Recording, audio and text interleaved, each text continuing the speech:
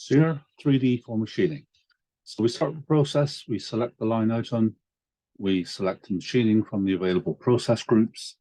We come over here and we select the most relevant environment.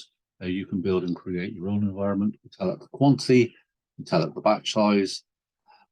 The material has come as a forging and titanium from the environment because it was set up for this part. Irregular is because it's a forging. We're going to do primarily milling. The bounding box is inertia based. We're going to deburr it, include the forging estimate, any finishing heat treatment, and this is information relating to the part. The process steps themselves for machining. We're going to skim the base of the forging. We're going to do some volume rough milling and then some detailed rough milling to rough out the outline. All of the operational faces are here. We can include them, we can exclude them if we wish to. If we were doing a casting and there were faces that we didn't need to machine, or corner radii, which are a function of the tool, they can be excluded. We can look at the holes and countersinks, and we can look at this one here.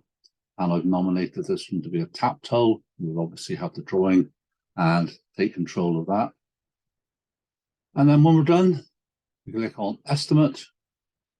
And then this will go off again into SEER for manufacturing and create us a detailed cost estimate for this machine component.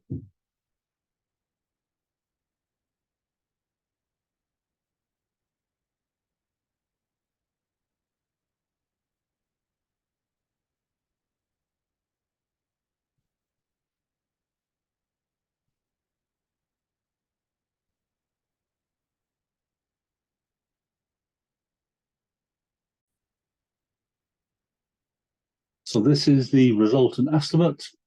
We have our forging estimate, and if we look at the process specifics, information relating to the forging, its material, cost per kilogram, number of stages, forging cycles, complexities, etc. Then we have our machining operations, and we'll just go here, go to view, go to machining details. These will then collapse all of these. So this is our surface skimming operation, volume rough milling, detailed rough milling, and all of the operations to create this part.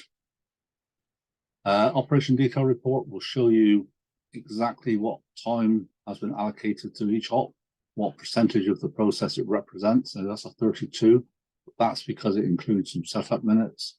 Some of these, if you could look at if you're doing a cost reduction exercise, would be where to start. So that's what we end up with: forging, machining, and then finishing operations, dependent upon what's in the environment that we have selected. So that's machining. And again, thank you very much for viewing.